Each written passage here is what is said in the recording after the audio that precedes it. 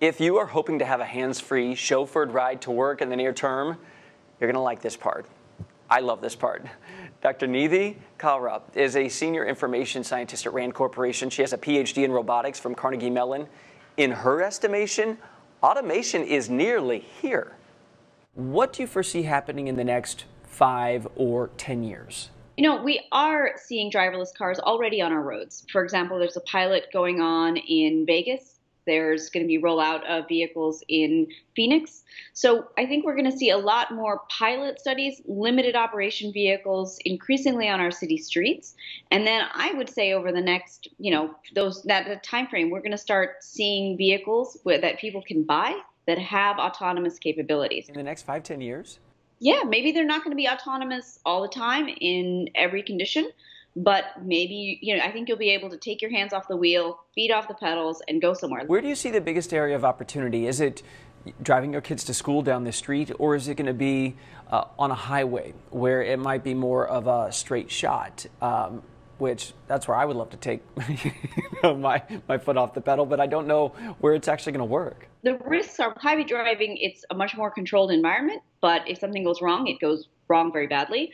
On city driving, it's slower speeds. It's much safer in general, but it's a lot more complicated. So I think different vehicles are going to solve different parts of this problem. What do you think is the biggest thing that Americans, or I guess around the world, will be pleasantly surprised by whenever they do finally sit in one of these vehicles?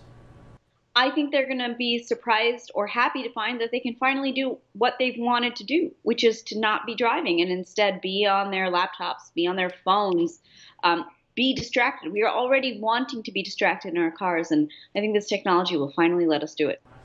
I've seen some propositions out there of some experts saying, eventually it could get to where you're not even allowed to drive because the cars have gotten to such an expertise level that they are so much safer than humans, and whether a human is drunk or distracted or whatever that may be. Do you think that should that come down the road, that some of us would be grandfathered into driving and then others who get their license would actually only be authorized to be a passenger? We are not allowed to, if you still have a horse, you're not allowed to ride your horse down, I-95, right? So it's not inconceivable that there would be restrictions on that, or that driving may one day, decades from now, become something for hobbyists. The way, again, horseback riding is for hobbyists and not really for transportation. So I think that could happen. I think it's a very, very long way off. Do you think legally it could happen? Certainly, I think legally it could happen where we're in a situation where people aren't allowed to drive their own vehicles because we've got an entirely new kind of transportation system. But I think that's decades away. No one who loves driving now needs to worry about that. Would you today, or let's look out 1 year, sit in a driverless vehicle? I would, but I wouldn't trust it to take me anywhere, everywhere. But I would get in one that is being piloted in a very controlled environment. Absolutely. All right. Yeah, to my mailbox and back for now. But eventually I would love to have it take me across the state. That'd be awesome.